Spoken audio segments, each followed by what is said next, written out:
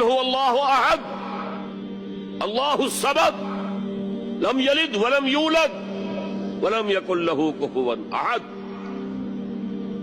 کہہ دو، اعلان کر دو اے محمد صلی اللہ علیہ وسلم، اللہ اکیلا ہے. احد، اللہ ایک نہیں، ایک تو واحد سے کا ترجمہ ہوگا، اللہ واحد. احد، اکیلا، تنہا، کوئی اس کا ساجی نہیں ہے. اللہ الصمد، صمد اس کو کہتے ہیں کہ جس کا کوئی سہارا لیا جائے، جس کے سہارے سے کوئی چیز قائم ہو. اللہ قائم بالذات ہے، اپنی ذات سے قائم ہے. پوری کائنات اس نے تھامی ہوئی ہے، وہ چلا رہا ہے. آسمانوں اور زمینوں کو اس نے تھاما ہوا، انزالتا، کہیں اپنی جگہ سے ہٹ نہ جائے. آپ کو معلوم ہے کہ یہ عظیم سیارے اور یہ عظیم جو گیلیکسیز ہیں، ان کی اصل حقیقت کس قدر باریک معاملہ ہے ان کا، کس قدر باریک. لو سانس بھی آہستہ کہ نازک ہے بہت کام. آفاق کی اس کارگہ شیشہ گری کا، ان کے درمیان جو فاصلے ہیں، ان کی باہمی کشش ہے. اس کو ایک کشش ادھر سے کھینچ رہی ہے، ایک کشش ادھر سے کھینچ رہی ہے، تو یہ اپنی جگہ پر قائم ہے. اگر ادھر کی کشش ذرا سی بڑھ جائے وہ کھینچ لے گی اور وہ ٹکرا جائیں گے اور کائنات درہم برہم ہو جائے.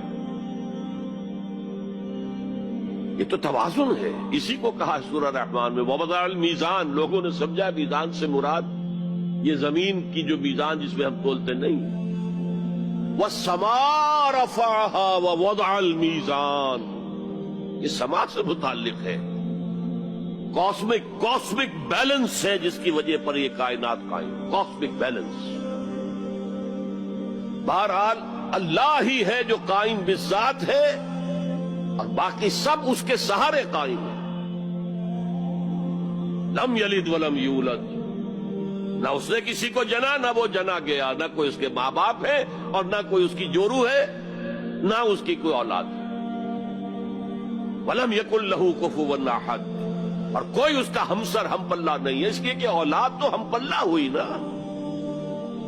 میں نے آپ کو بتا دیا ہے، برہمن کا بیٹا تو برہمن ہی ہوگا، راجپوت کا بیٹا راجپوت ہوگا، سید زیادہ سید ہی ہوگا نا. یہ اصل میں شرک فی الذات کی نفی پر یہ سورہ مبارکہ اتنی جامع ہے کہ اسے حضور صلی اللہ علیہ وسلم نے سنو سے قرآن، تہائی قرآن کے مساوی ہے. اس لیے کہ ہمارے ایمانیات ثلاثہ ہی ہیں نا، 3 ایمانیات ہیں.